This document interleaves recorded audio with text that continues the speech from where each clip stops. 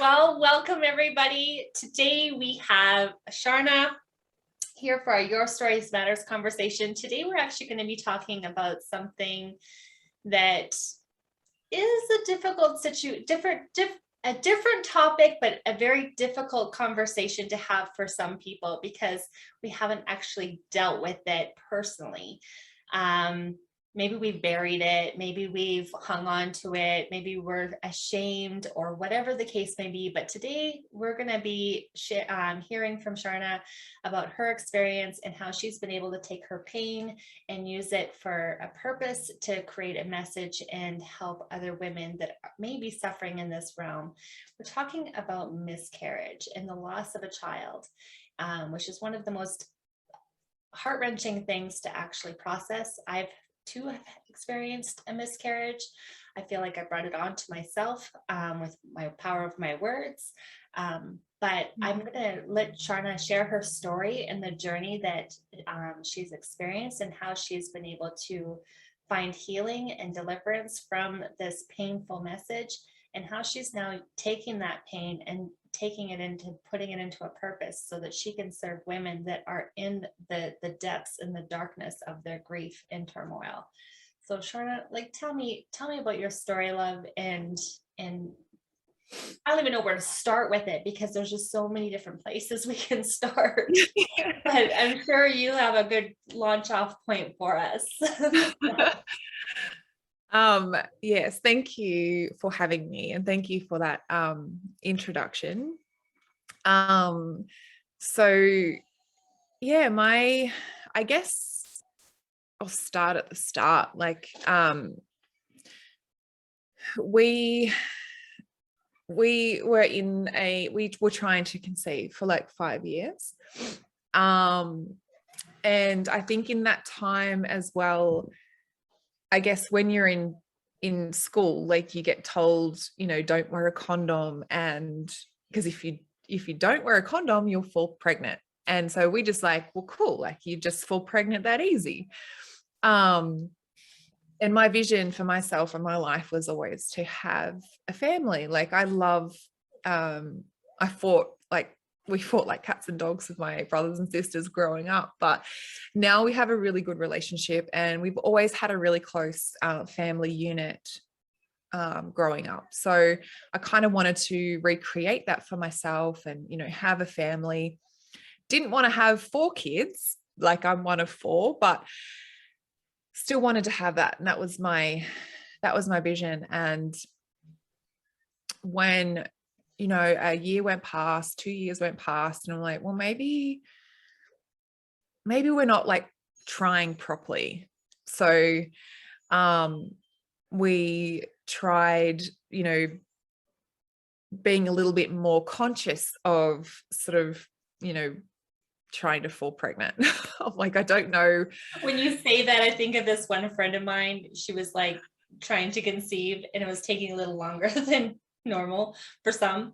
And she would tell me stories like, after we have sex, I go and lay on the floor and I stick my legs up on the wall to let all the seeds, to let the gravity take motion.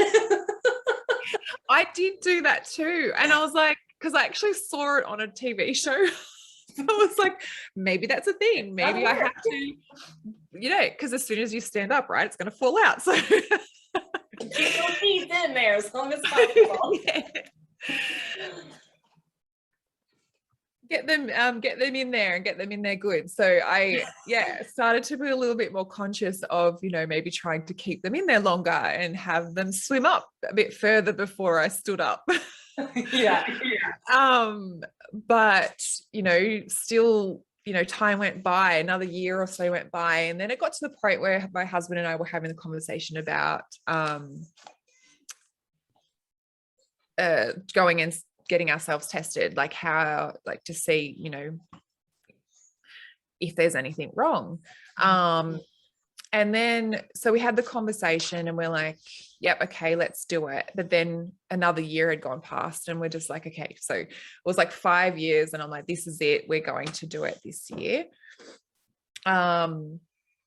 So we went and got ourselves tested. He was fine. It ended up being something on my end. My hormones were very imbalanced. So it was, I don't know, I never knew when I was ovulating. I never knew, like, my periods were always so irregular. I really just wasn't in touch with myself, and who, like, how things actually worked for me. But yeah, so he was fine. So it was stuff that I had to work on for me, but it wasn't essentially, my eggs were there. It's just that they weren't being, I don't know.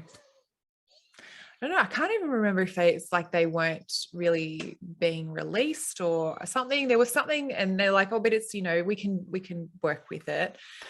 So they gave me medication to take, and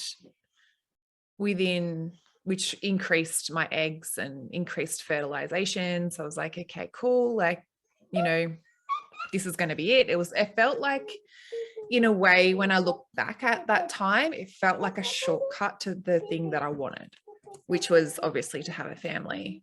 But I didn't look at myself at all and understand, you know, why it was that maybe we weren't falling pregnant.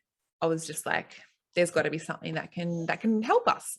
Mm-hmm. So we went and actually we got tested, got the tablets. We're like, yeah, cool. I'd say probably 2 months after starting on the medication, like, we felt pregnant. And again, because I didn't really know my body, I was late. My period was late, but then because my periods were always so irregular, I had no idea that I was actually pregnant until I worked out it was about 10 weeks. Like, I had worked out I was about 10 weeks along.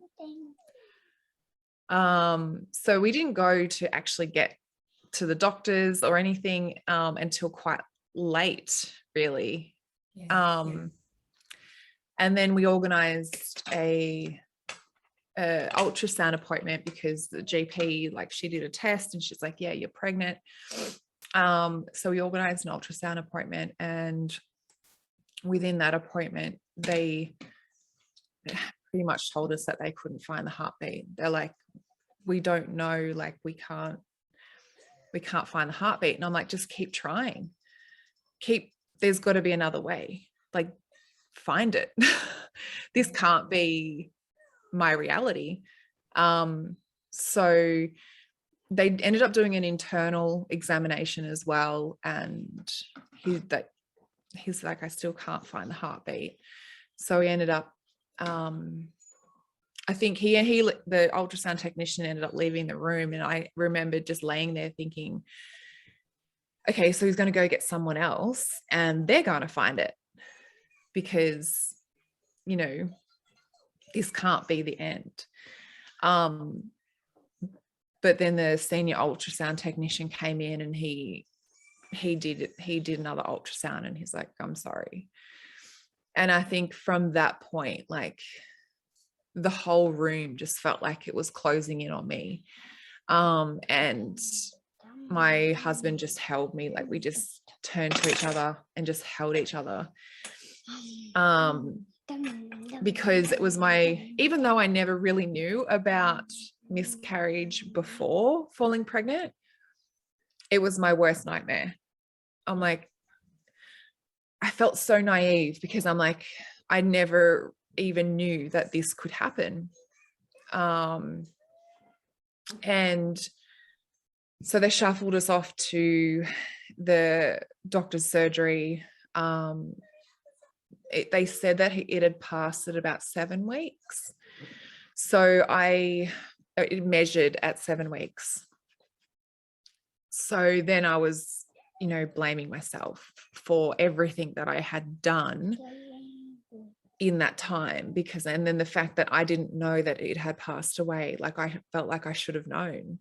I'm like, I'm its mom. I should have known, like, it's, you know, I was meant to care for it. And yeah, so she said, look, you just go home. it'll just it'll happen naturally.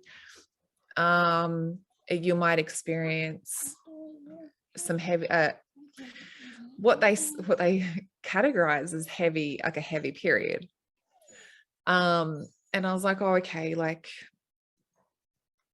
you know, if this is what I have to do, like, I'm sure I can handle a heavy period. But so, and she said also it takes about 3 weeks for your body to realize that the baby is no longer viable, the pregnancy is no longer viable. So I was like, okay, well, it's that 3-week mark, really. It had passed at 7 weeks, and I thought that I was 10. So I came home just kind of waiting for it to all happen. And every day I went to the toilet, I was like, is today going to be the day that's going to start? And it took probably a couple of days, maybe 2 or 3 days for it to actually all start to happen. But it happened probably, it was like a Friday, and then I had an appointment with my GP on the Monday the following week. So I started bleeding, and then I was like, is this it? Like, what do I expect? I have no idea. Like, am I going to see the baby when it comes out? Like, what am I meant to do if I see it? I had no idea how big it was, like, just totally no idea about anything that I was to expect. Right. And ended up experiencing contractions as well. So I'm like, I was not prepared at all mentally by my doctor for anything that was going to happen. I was bleeding to the point where I was passing out. I was laying on the floor with my legs in the air, and I called my mum and I said, I think I'm going to die, because no one can bleed this much and survive. So I put up with that for 3 days, because I thought it was normal. We Googled it, and my husband's like, oh, it can last up to 10 days. And I was like, I will die. Like, legitimately will die. So I started to become really afraid for my life. And when they ended up calling the ambulance for me, so I went through the whole weekend, and I'm like, in the end, I don't know how I got through it. But I got through to the Monday, and they called the ambulance from the doctor's office. And the ambulance officer's like, why didn't you call sooner? And I'm like, I didn't know. I just thought this was part of it. They told me this was going to happen. I was, yeah, or part of it anyway. Yeah. They told me I would bleed, but, you know, and heavy, but this was like beyond heavy. This was beyond anything I had ever experienced before. And since that, I've actually heard of women who have hemorrhaged and passed away with losing that much blood. And I was like, crap, like, you know, I don't know how close it was for me, but I was like, to the point where I literally physically couldn't move. I was like on the floor, and then that was it. Like, I would pass out. Like, our toilet was only a few meters away from the bed, and I'd pass out like on the way there. So yeah, they ended up rushing me up to hospital, which from our house, it's a 45-minute drive to the nearest hospital. So they had me on pain relief in the ambulance for the contractions. And I didn't actually know that they were contractions until I got to the hospital, where they explained everything a little bit more to me. And they explained also that 1 in 4 pregnancies end in loss. And I was like, well, if that's the case, why do I feel like I'm the only woman going through this? Why is there not enough? Why wasn't I told more information? Because if I had known that there could be excessive bleeding, and if that does happen, call the ambulance or call the doctors straight away. You could experience contractions, which I had no idea what that was. Like, because it was our first pregnancy, I didn't know what contractions felt like. I just remembered being up through the night crying because I physically couldn't take any pain relief strong enough to help with that. And ended up having to get a D&C procedure done because my body was not going to stop miscarrying until they did that. So, I was given morphine and prepped for surgery. And then I remember that one of the nurses telling me, she's like, oh, after your D&C, you'll be fertile for like 2 months or 3 months or something. And I was like, really? Like, this is not what I need to hear right now. Yeah. I'm like, next. Right? yeah. I'm like, just as I was about to head in to get it done. So I was like, yep, cool. Please leave me alone. Yeah. I'm not feeling romantic right now. Oh my I had a really good nurse that was looking after me in the emergency department. She was lovely. She was very, very mindful of what I was going through, but tried to also make light of it as well. So she was cracking jokes with my husband and, making it a little bit more lighter, but in a nice way. It wasn't to the point where you're like, just leave me alone because you have no idea what I'm going through. She had totally acknowledged what the pain that I was going through. So, she was able to make that part a little bit better. But as soon as I came out of surgery, I was in recovery and then sent home. And I was like, all right, now what? Like I go home and what do I do?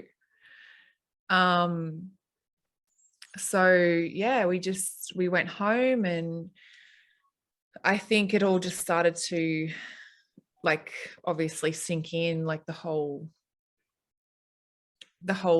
what had happened, like the enormity of what had happened, and what I'd actually done, because it was all such a blur being on pain relief. Like, you just sort of, you're there, but you're not quite there. You're not quite, what's going on, but you're not fully comprehending how big it is, what you're actually doing. And then, yeah, there's just a whole grieving process started at home. And you get no support at all. No follow-up, nothing from my doctor's surgery, nothing from the hospital.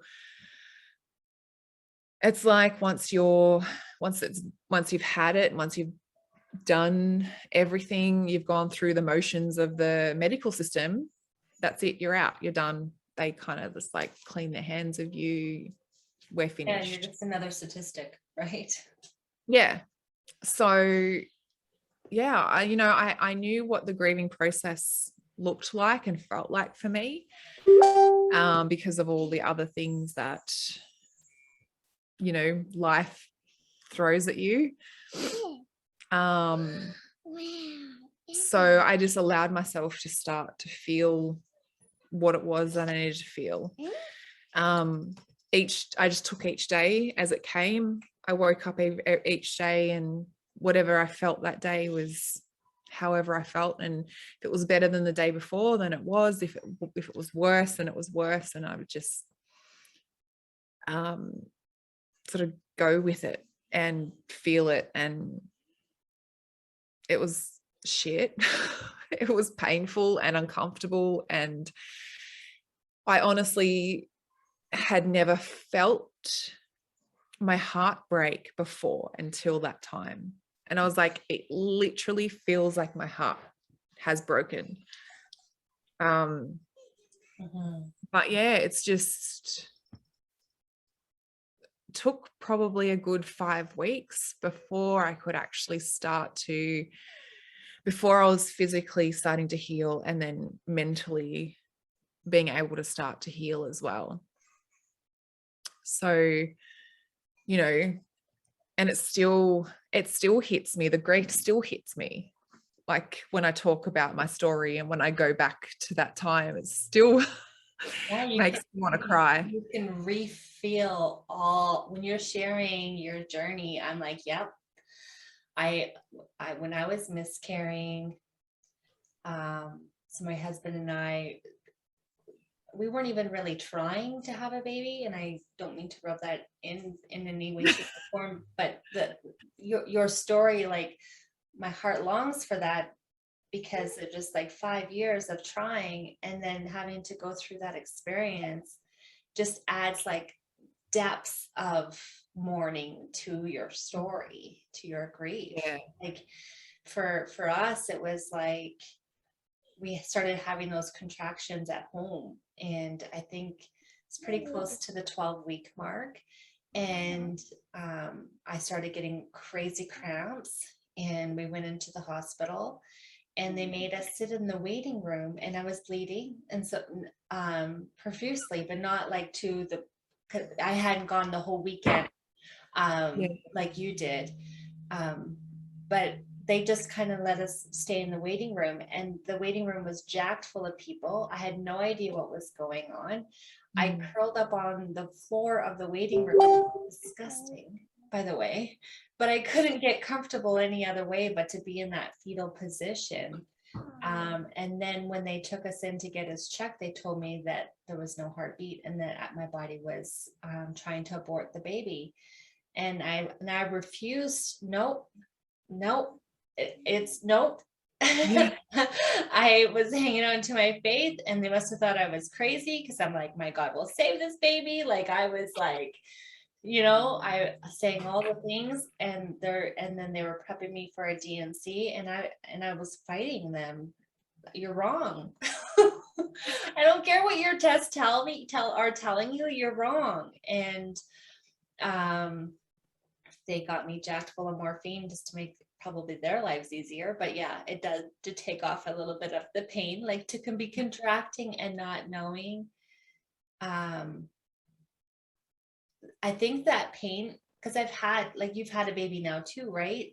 I've had 2 other children, and to go through the contraction process, knowing that you're going to have something to hold afterwards, you're just like, I got this. Like, you'll bite the bullet, you get through that contraction, and then, you know what I mean? But when your body's doing that contraction piece, and you know that there is nothing that you're going to get to hold afterwards, that pain just seems like it's escalated.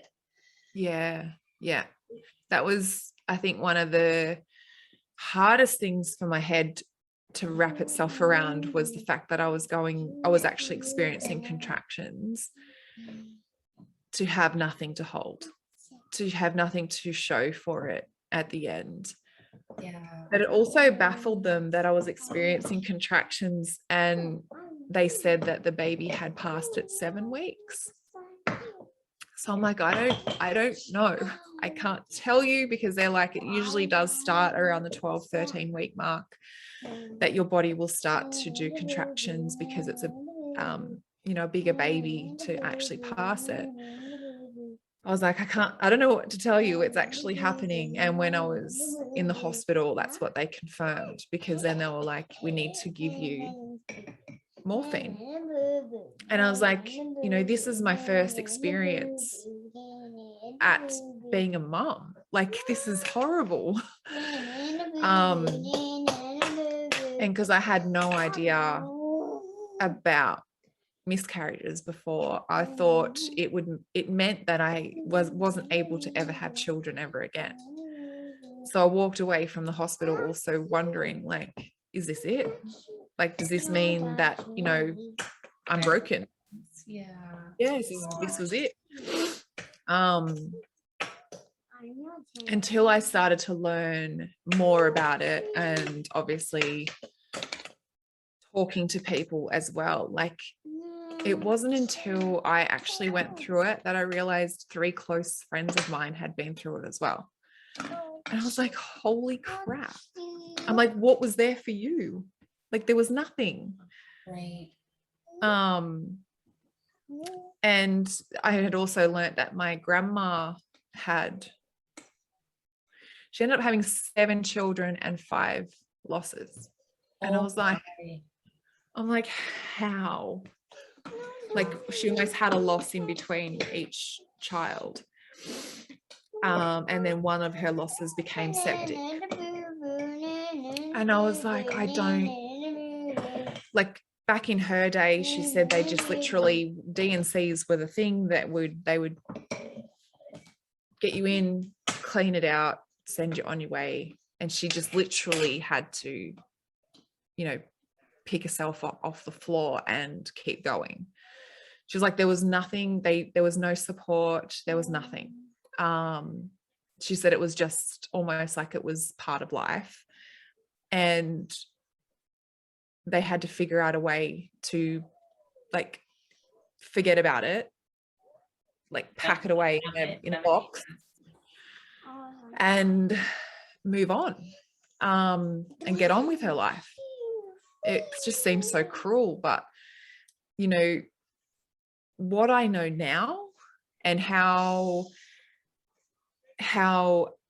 packing it away in that little box is not going to serve you. It's actually going to do you more harm than good.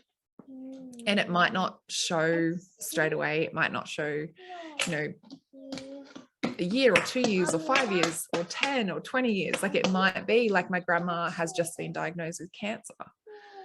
So, and cancer can be related to, you know, the suppressed emotions and the energy of emotions in your body. They get stuck and they start to cause physical ailments and disease and discomfort. And I was like, you know, I'm like, my grandma's so strong. Like, what has she ever gone through in her life that she hasn't been able to deal with? Because you talk to her and she's like the wisest person ever. Like, she has these amazing ways of looking at life. And then I'm like, so she's got this now, like, she's had this her whole life. Yeah. But growing up with that, with 5 losses and not being able to address them, and also in a time where there was war, and I'm like, no wonder, not that I, you know, I don't want her to have cancer, but I'm like, it doesn't surprise me in a way, like, when I know what I've learned now, that it's making her sort of sit back and go, okay, you know, I need to look after myself now. And so for me, like, when I was going through my miscarriage, like, I knew, like I said, I'd had life throw me some curveballs. You know, my dad passed away when I was 19, so I know what depression is, because I was there with him when he passed away. I tried to live in the past for a year. I tried to do everything that the same way as what we did together when he was alive. So, you know, I know what it's like to not want to address your experience and what you're going through and try and forget and push it all aside and go, no, it's fine. I'm just going to, you know, wake up every day and I'm going to do what I did before. I know what that's like. And then I was diagnosed with depression and high anxiety. And I'm like, so I was very good at living in the past and in the future. I was not good at living in the present. So yeah, I really had to take a really good look at myself. And when I was, going through the miscarriage, that's why I knew I had to just feel whatever it was that I was feeling the day that I woke up. And that's all it was for a good, probably the whole 5 weeks. It was like, just make it to the next day.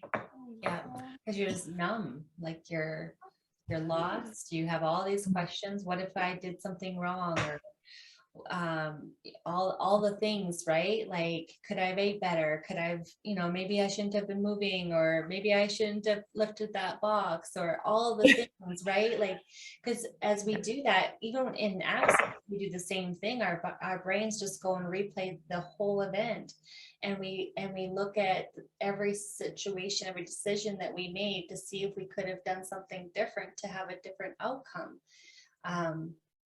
And it's heart-wrenching when we get stuck in that place and you don't have a support group or people. And like you said, you felt like you were one in a million, that you didn't think that anybody understood the pain and the sorrow that you were going through, and how the doctors, and they did this to me as well. It's just like, it's like 1 in 4, right? Like we see this like at least X amount of times in a week. It's standard procedure. We could do it with our eyes closed. It's not a big deal. To us, it's a big deal, especially for yourself that was trying for 5 years. And this is just like an answered prayer, and all of a sudden it's being ripped from you. So that, right? And that's devastating, and it does need to be talked about, and it does need to be processed, and we can't bury it and just move on with life and just wash it off, because it's a child that was growing inside of us. There's some really great memorial type things that I've had to do in my healing process. Like I've wrote that baby letters, I bought outfits for that baby, and I have like a little box for that baby. I have 2 in heaven, actually.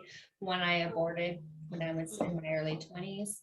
That's why I feel like I lost the next one, because when I had my abortion, which I'm not proud of, I walked out of the hospital and says, the next baby you want, Stacey, you're going to lose, because you don't deserve it after what you just did. And that aha moment, I was actually in a pregnancy care center program, walking through dealing with the grief and the loss of that baby, that I was actually taking ownership of my decision over. And that was years later.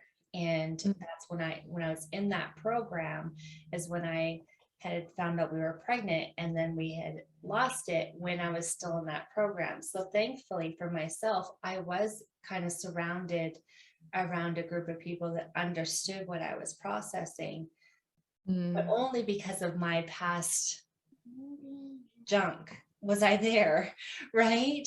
And so I was very thankful to have that support group. But if other people don't have that support group, you do feel like you're on an island all by yourself, and that nobody understands your pain.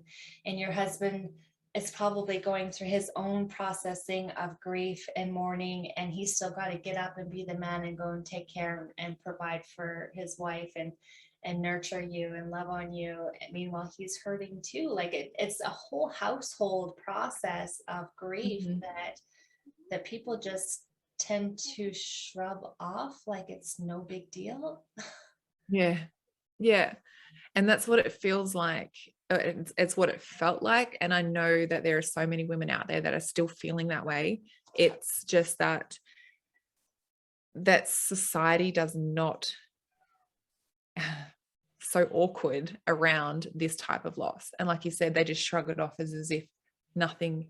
Oh no, it's fine. Like, and I had this conversation with a dad that had had experienced pregnancy loss in his life, and they are going through the exact same thing as women do. And that was the huge eye-opening thing for me, was you know, while I had all the thoughts of, you know, the future that I had lost, you know, who was I now? Like, and really trying to figure out, battling with the demons in my mind about what I had done to cause it, you know, really blaming myself and shaming myself and trying to reassure myself that it wasn't my fault. But when you don't have the understanding from society to say, oh, you know what, like, it's okay. You didn't, like, you don't have that reaffirming voice on the outside of you saying you didn't do anything to cause it. It's okay. Like, and what you're feeling is okay. That's right. You have society telling you that, oh, it's okay, you can try again, or you're young, or at least it didn't happen like later on, like further down the track. And that's just their way of trying to bring comfort, but at the same time, it doesn't help. No, it is not, it's not helping. And they're trying to fix the situation. They're trying to fix that, whether it's your pain or the awkwardness or whatever. They're trying to fill that space or whatever it is. But, you know, the woman doesn't need to be fixed. She needs to be heard and to be understood, like to know that the pain that she's going through is valid. She doesn't need someone to say, oh, well, they're in a better place. Like, that doesn't help. Oh, Jesus needed another angel. Well, that's not true. Yeah. Well, no, I needed that baby. That angel. Yes. So it's just, yeah, it's not received well by society, and because of that you feel even more isolated and more misunderstood, and like you almost have to just do it yourself. You have to either help yourself or try and forget about it. And you're like, well, society's telling me I have to get on with my life. Society's telling me I have to move on, that I have to go back to work, that I have to, you know, get back to my normal life. So maybe I should. And I'm like, well, but I physically couldn't. I couldn't go back to work for like that 5 weeks. I was incapable of doing anything at work. I was like, if I had shown up, it would have been just as a shell of a human. Right. I wouldn't have been able to do anything. So I'm just like, I took leave without pay. I said, I just can't come back to work until I'm in a better place where I know that if I walk down the street, and someone asks me like anything, that I'm not going to react, or I'm not going to break down into a big ball of tears. Or if someone knew that we had lost the baby and they asked about, you know, how I was going, that I would be okay to actually talk to them and not try to avoid people, and which I kind of did for that 5 weeks. I just locked myself away in the house. So I avoided everyone for that time. But then I knew when I got back out into the workplace and got back out into day-to-day life, that things would be different. And you just can't avoid people, and you can't avoid what they're going to say, because you can't control them. No. So I had to make sure that I was in a stronger place mentally, you know, still allowing myself to have meltdowns or cry or whatever, but knowing that I could come back from that, knowing that I could, you know, pick myself up and be okay. That's right. Because I knew the conversations were going to come when you go back to work. Not everyone knew that what I'd been through, so I had to tell people, so that they knew if I was going to have a meltdown, like why I was melting down. And I told a select few of people at work, and I just let them help me in telling others. So I just had a few that would understand like Yeah. what it was that I was feeling and processing still. And it's a constant thing. You're always processing it. It's just always on a different level. Like every time you heal one layer, there's something else underneath. It's like an onion. Yeah. You There's got something your else that comes anger, up. you got your everything, right? All the levels. So Yeah. how long after that experience did you get blessed with your little princess? Yeah. So I took not a lot of time, but I took time to focus on myself after our miscarriage, because I knew that there was obviously something that wasn't quite right. And so the doctor that I saw that helped me through the miscarriage, I went back to her and just said, look, just do an overall checkup of me. We'll just do everything. We'll do blood tests. We'll do everything. Dot every I, cross every T. Yeah. I want to know Yeah. everything. Everything, so that I know I'm in the best position for myself, the best vessel for myself. And if it was to happen again, then so be it. That I knew that I tried everything that was within my power to get my internal health back on track, which is where I learned about the methylation system. And it just blew my mind, because I was like, so our body is meant to be able to heal itself. And I was like, who knew? So that was a huge eye opener, because there was a lot of things that were out of balance that I had no idea about. And so she helped me get things back on track internally that I thought, on paper, I was fine. I was like, yes, sweet. I'm young, got a job, got a house, got a husband, I'm fine. But internally I wasn't. And mentally started to really integrate things that were going to help me as well, like move forward with my life. So I think it was about April, May, June, 5 months after our miscarriage that I fell pregnant with our little rainbow on the floor at my feet. And I knew at the point where we decided to start trying that if I asked myself, if I was to lose this pregnancy, how would I feel?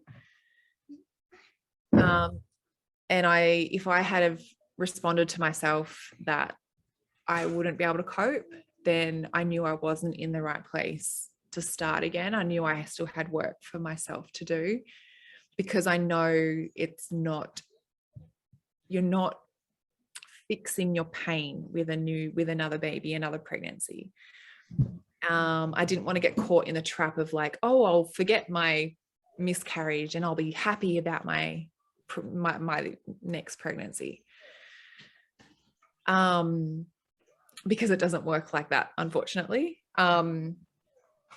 So we started trying again, we fell pregnant, and it was a really, I guess, healthy pregnancy, the whole pregnancy. The GPs and the gynecologist, like the obstetrician, was like, yeah, this is pretty like low risk, like you're really good, and everything was traveling really well.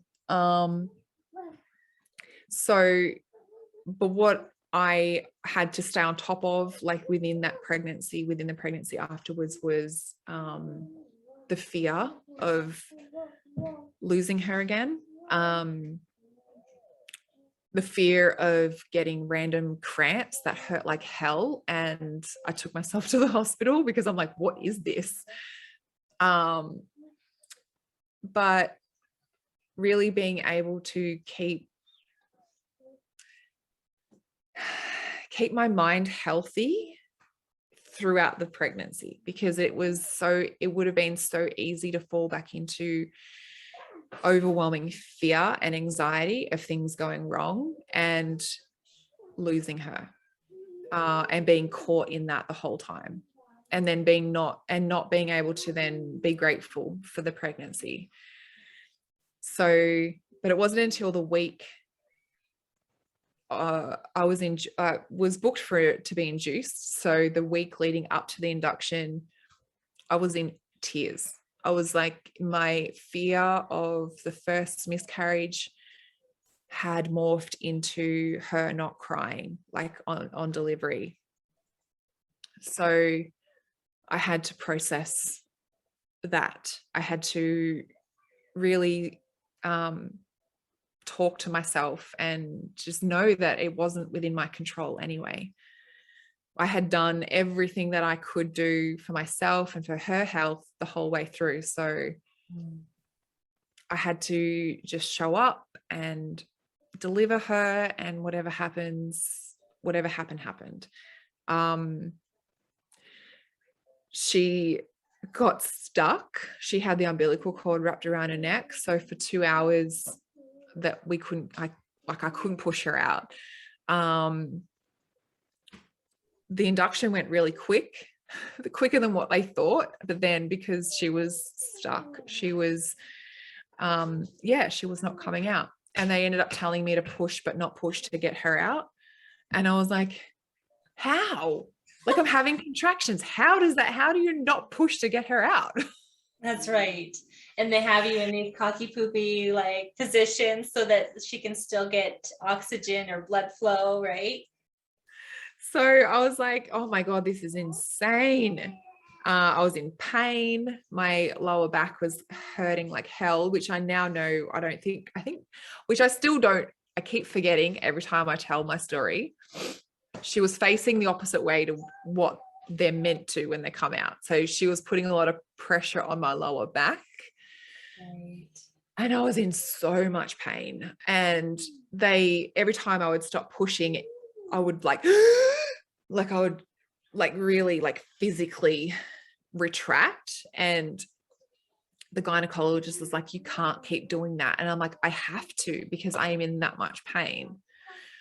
And I'd already gone past the point of the epidural.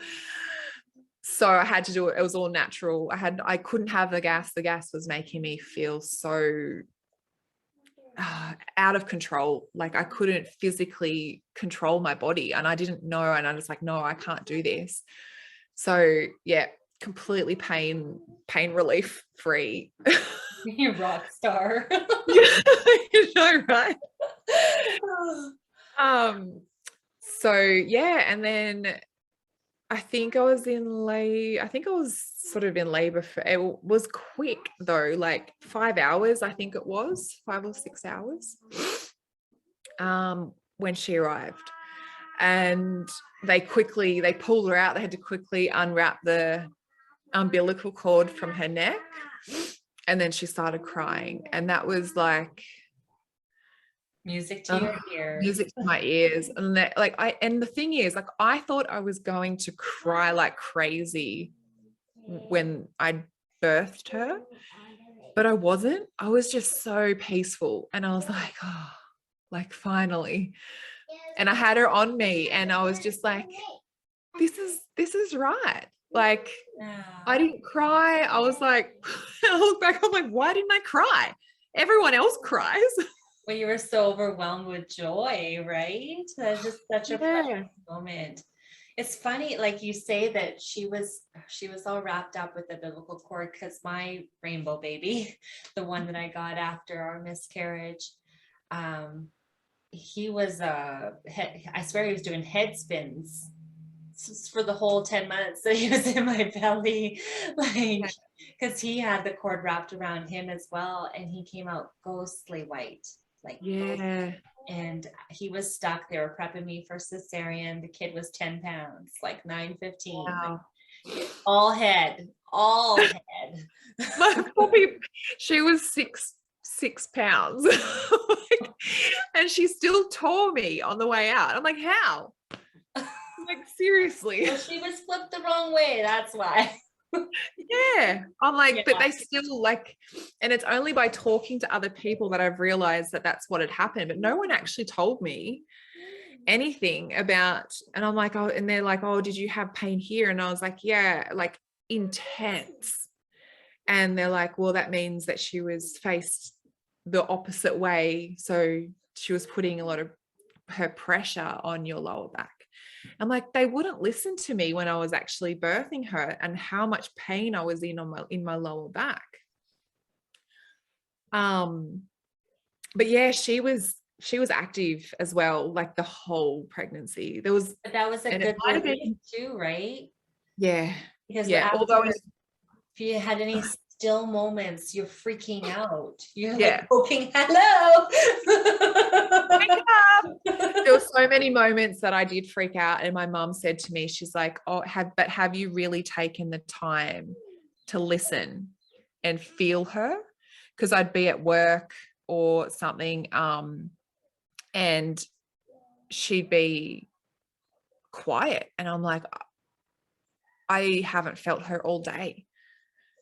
And then my mum's like, have you, because you've been busy, you've been at work, you've been doing things. And I'm like, no, I've been trying to like tap in and really just focus on her. And she's like, but you've been at work. Like, how can you be fully present? And I was like, okay. So I developed a ritual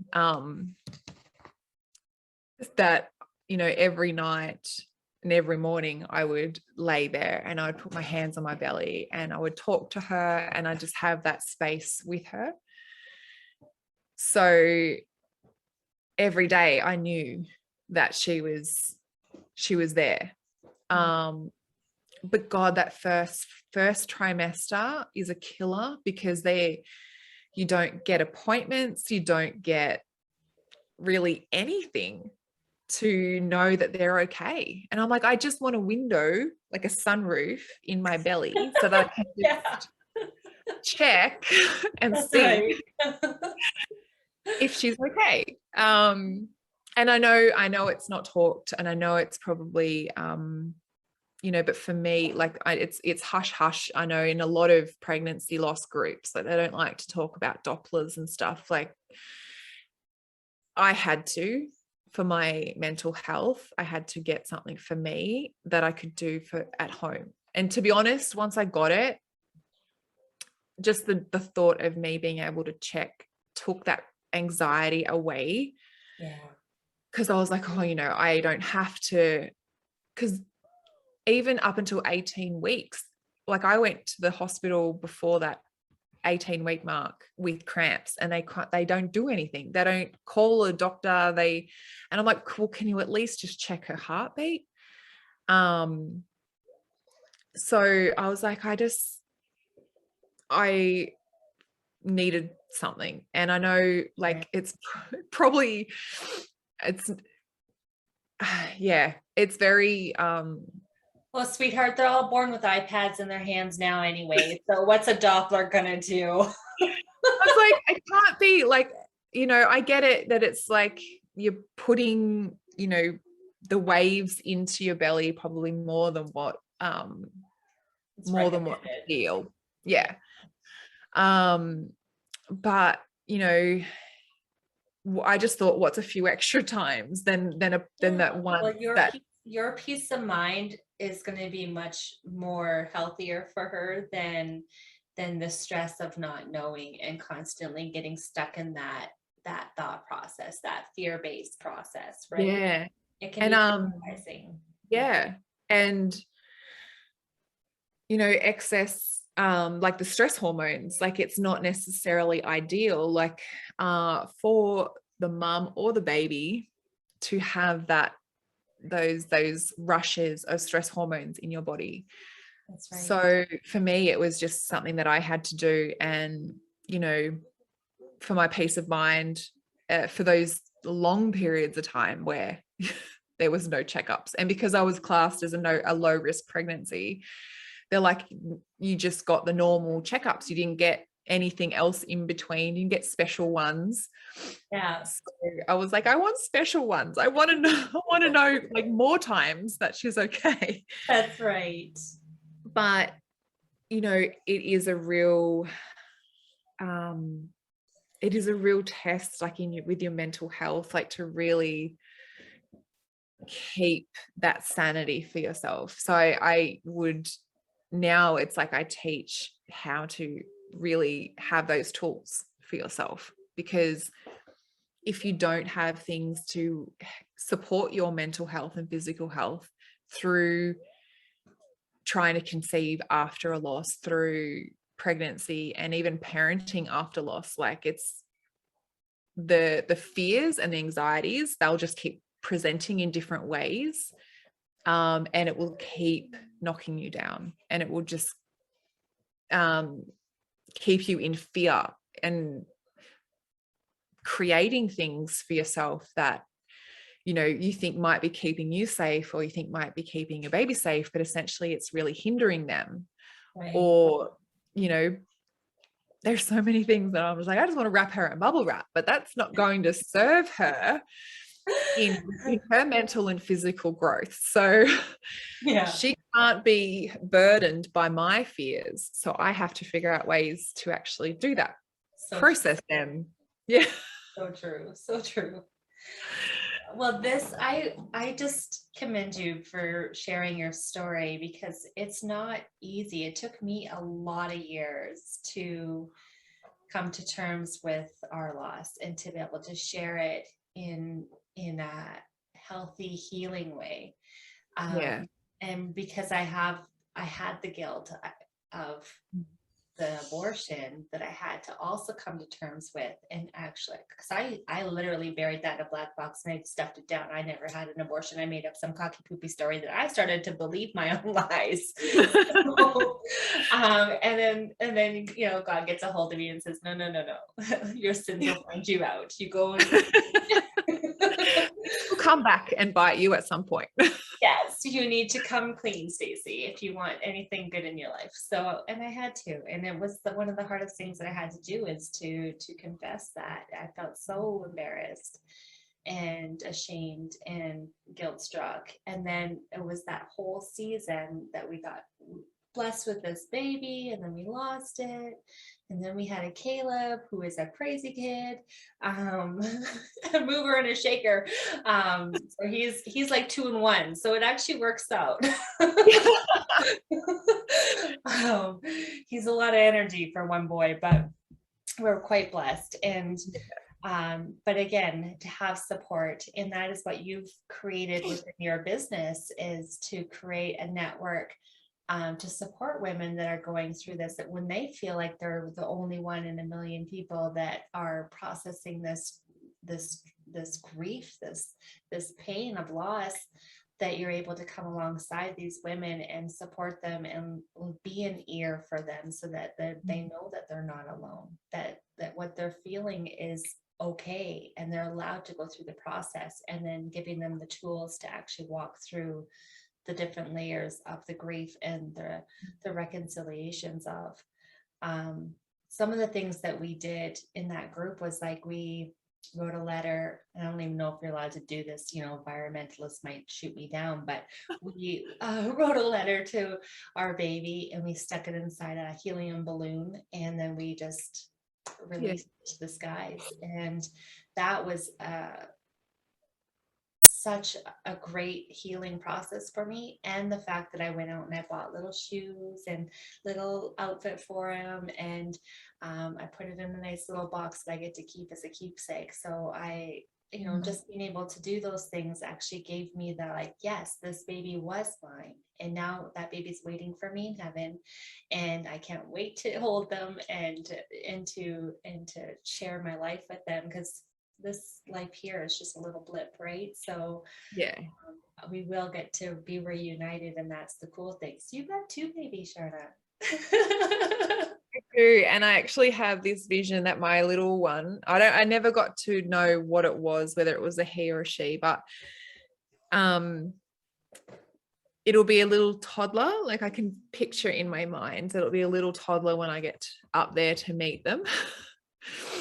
So, and I had a chat with my girlfriend and she said that she believes that they still grow and learn like children do, but in heaven. So, you know, I do absolutely believe that I'm going to see a little grown-up version of my baby. And yeah, they don't know time. They only know love, and they don't know our guilt and our shame that, you know, I know I still feel sometimes. I'm like, I haven't spoken to you enough. I'm so sorry. Like, but I'm like, they don't know that.